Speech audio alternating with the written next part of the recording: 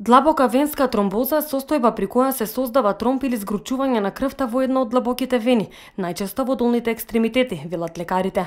Симптомите кои најчесто се јавуваат кај пациентите се оток, болка, црвенило и топлина на зафатениот екстремитет. Лекарите советуваат дека доколку се појават некои од симптомите, потребна е консултација со лекар, бидејќи доколку има потреба од лекување, битно е раното вклучување на адекватна терапија.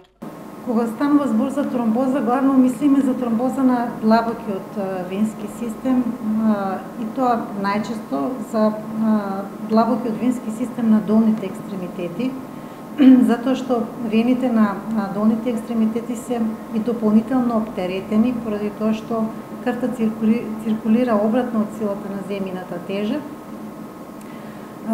Значи самиот поим тромб значи постоење на згручување или неправилна патолошка, да речам, коагулација во некој од длабоките вени, со што циркулацијата во самата длабока вена е пореметена. Од тука потекнуваат нормално и симптомите понатаму кои што следат на ова заболување.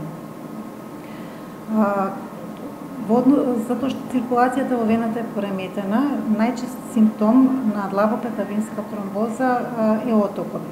Отокот кој што вообичаено се јавува околу глуждот, меѓутоа може да биде зафатена и целата подколеница и целата надколеница во зависност од локализацијата на тромбот. Потоа се јавува црвенило, се јавува јака болка, доколку клиничката слика значи се разви во полна форма.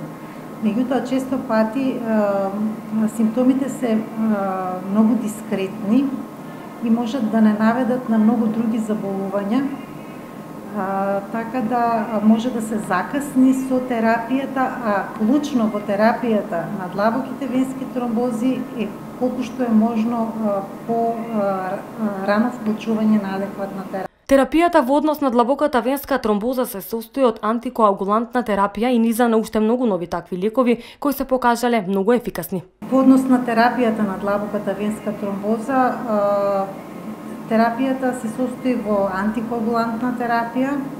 Денеска за среќа постојат исто така голем број на покрај старите антикоагулантни лекови, условно кажано, како што се хепарините и витаминка антагонистите, постојат и низа на нови антикоагулантни лекови кои што се многу ефикасни и многу се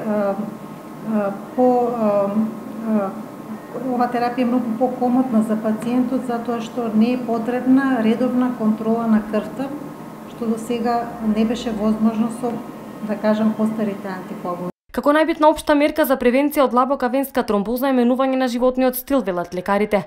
Правилна исхрана, намалување на телесната тежина, физичка активност и престанување со пушење.